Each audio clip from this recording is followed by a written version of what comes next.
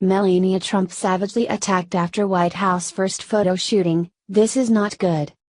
First Lady Melania Trump shined during the photo shoot at the White House, as the pictures were for a very special occasion.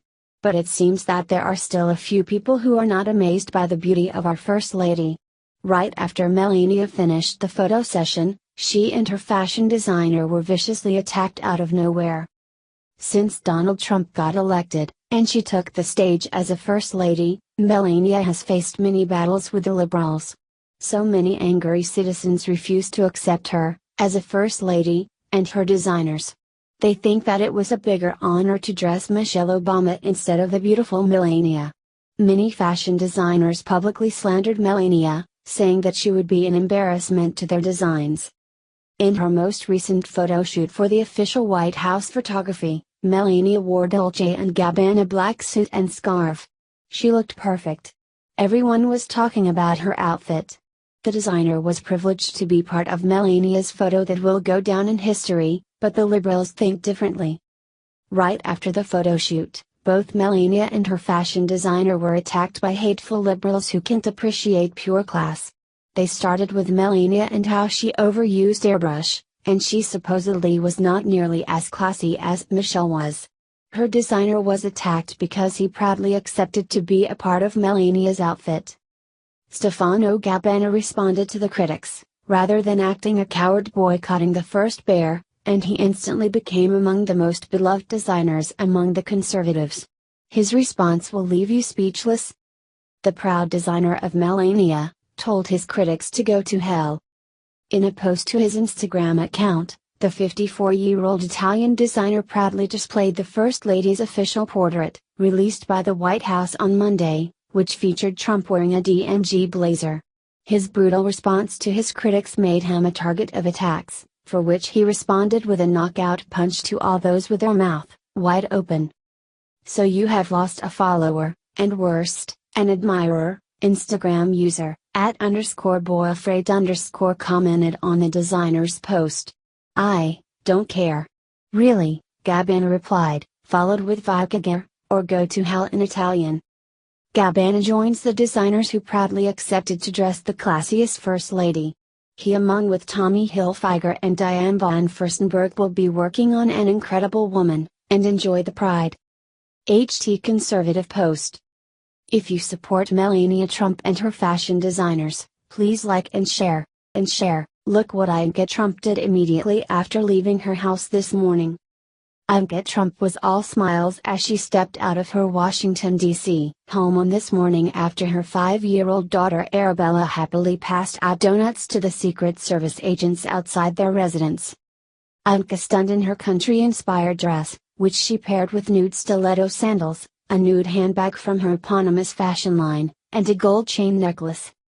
The 35-year-old mom looked ready for spring in a navy and white gingham print dress that belted at her waist, and for the second time this week, her eldest daughter kicked off her morning by treating their Secret Service team with donuts. The little girl was escorted by a Secret Service agent as she carried the plate filled with goodies to the group of men working outside her home, and they gladly grabbed some of the breakfast treats. And Arabella's newfound interest in sharing baked goods is becoming somewhat of a tradition for the family. Earlier this week, Ivanka's husband Jared Kushner helped Arabella carry a plate of sugar donuts outside, so she could offer them to the Secret Service agents. During today's early morning visit, Arabella appeared to be in the midst of getting ready for the day. What do you think about this? Comment below. Holy crap! It only took Trump 3 months to show America how incompetent Obama truly was. This is huge. In what has resulted in being an unprecedented recovery for the United States job market in history. It's now being reported the U.S. unemployment rate has officially fallen to a 10-year low of 4.4% during the month of April. Last time we saw numbers this low was in 2007, before President Obama and his party took over all branches of government. This is a huge and undeniable accomplishment for our new President Donald J. Trump, which so many people thought wasn't going to work out because he wasn't of the establishment elite of neither party, to cause this mess to begin with by enacting idiot regulations and burdens on our economy in the name of the fake science called global warming. The Washington Examiner reports. Job growth kicked back into gear in April, the Bureau of Labor Statistics reported Friday, as the economy added 211,000 new jobs and the unemployment rate ticked down to 4.4%, the lowest such rate since May of 2007. The growth in payrolls easily beat forecasters' expectations, which were for job creation to recover to around 185,000 after last month's disappointing 98,000 number, which was revised down to 79,000 on Friday. Friday's report indicates that the underlying trend remains strong, likely to provide a boost to President Trump and affirm the Federal Reserve in its plans for raising interest rates and tightening monetary policy this year. "I think it's a strong employment number," said Bryce Doty, senior portfolio manager at Sid Investment Associates, saying that Friday's report will cement the Fed's decision to raise rates again in June. Only about 50,000 to 100,000 jobs are needed each month to prevent unemployment from rising. Over the past 3 months, monthly jobs growth has averaged 174,000, including revisions. With unemployment already below what Fed officials have estimated represents a fully healthy economy, economists would expect wage growth to accelerate. The household survey in Friday's report, however, showed hourly earnings growth slowing from 2.7% annually to 2.5%. While disappointing, slow wage growth, taken together with continued robust job growth, could be a good sign in that it suggests that there were, even more, workers sidelined by the recession willing to work than the Fed has thought all along, and that the U.S. can create many more jobs without seeing inflation rising above the Fed's target. Friday's report hinted that there does indeed remain deep labor supply.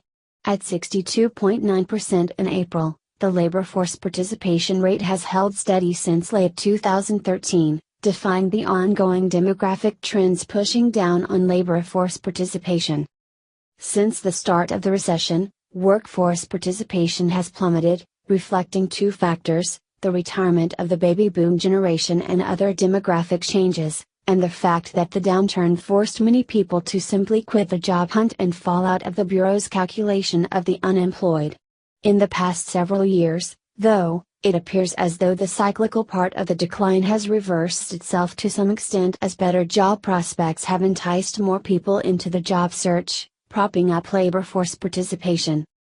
Other details from Friday's report represented encouraging news. The broadest measure of underemployment, the U6 unemployment rate, fell in April to 8.6%, a rate not seen since November of 2007, the month before the recession officially began. The U6 rate includes people forced into part-time work and people only sporadically looking for a work as well as the unemployed. "When you combine all those together, it's a pretty impressive number," said Doty. What those of us who were called names and branded as ignorant for getting on the Trump train from day one during the Republican primaries already knew all along has now officially happened. The U.S. economy bounced back with furor under President Trump. It was clearly obvious to all us Trumpers that a successful billionaire businessman would be able to pull the economy out of the depression it was in for the last 8 dark years. Where the only people doing well were the rich who weren't affected by Obamacare and its socialistic price hike, fees, and taxes that decimated the middle class by totally taking away the meager disposable income most peons like we have.